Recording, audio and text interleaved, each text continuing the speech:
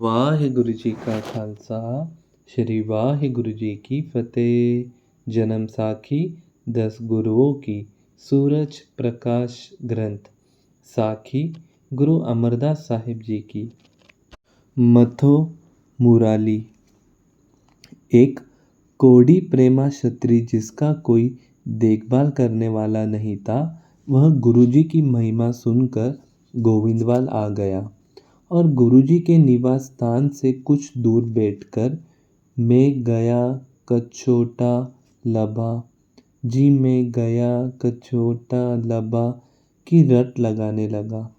जब इसको इस तरह ही कुछ दिन बीत गए तो कुछ सिखों ने गुरुजी को इसकी बात सुनाई और पूछा, महाराज वह क्या कहता रहता है, मैं गया कछोटा लाबा जी मैं गया कछोटा लाबा जी मैं गया कछोटा लाबा। गुरुजी ने कहा, जो कुछ वह कहता है उसका भाव यह है कि मेरा शरीर रूपी कपड़ा जो कष्ट रोग से चला गया था वह अब फिर मुझे मिल गया है। इस बात पर उसकी पूर्ण श्रद्धा अनुभव करके गुरुजी ने सिखों को आज्ञा दी कि इस कुष्ठ व्यक्ति को हमारे स्नान किए हुए पानी के गड्ढे में स्नान करवाकर नए मंजित रंग के कपड़े में लपेटकर हमारे पास ले आओ। धन गुरु नानक। जब इस तरह गुरुजी की आज्ञा के अनुसार प्रेम को सिख तैयार करके गुरुजी के पास ले आए तो गुरुजी ने उसका मुंह कपड़े से बाहर निकालकर उस पर कृपा दृष्टि से देखकर उसको आरोग्य कर दिया। धन गुरु नानक। उसका शरीर स्वस्थ हो गया। गुरुजी ने उसका नाम मुरारी रख दिया। फिर गुरुजी ने एक दिन जब अपने सिखों को कहा कि जो कोई सिख इसको अपनी वर योग्य कन्या विवाह देगा उस पर हमारी बहुत प्रसन्नता होगी। तब गुरुजी की खुशी लेने के लिए सिंह उपल क्षत्रिय ने अपनी मथो नामक पुत्री का इससे विवाह कर दिया। जब सिंह की स्त्री ने इस बात का विरोध किया तो गुरुजी ने वचन किया कि तेरी लड़की का नाम मथा है और इस पुरुष का नाम हमने मुरारी रखा है। जो पुरुष मथो मुरारी का नाम लेगा उसके सब काम सिद्ध हो जाया करेंगे। इस वरदान से मथो की माता प्रसन्न हो गई।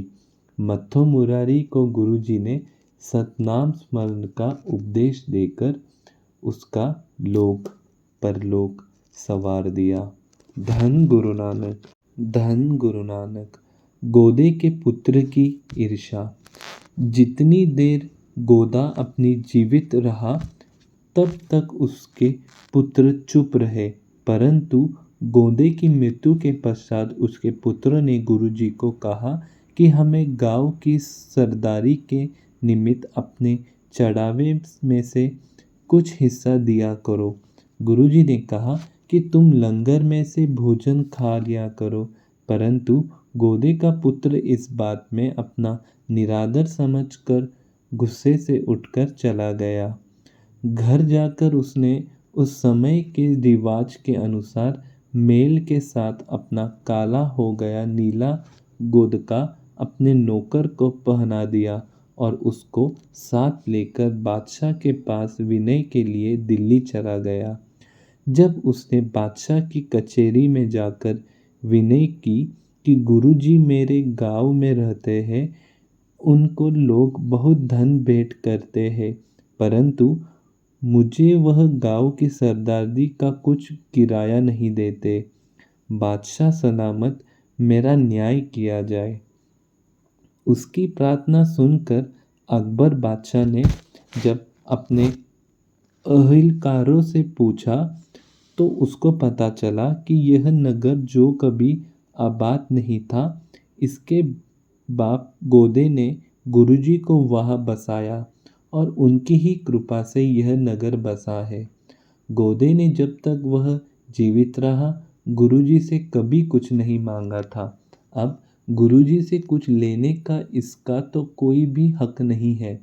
जब यह बात बादशाह ने सुनी तो उसने गोंदे के पुत्र को धक्के मारकर कचहरी से बाहर निकाल दिया। धक्के खाकर गोंदे का पुत्र घर आकर कचहरी लज्जीपूर्वक अंदर पड़कर ही मर गया। धन गुरु नानक।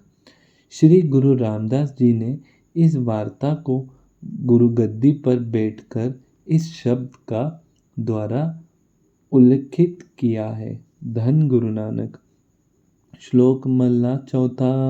मल्लू जी भरिया नील काला, खिदला तिनी वे मुख वो मुखे नो पाइया।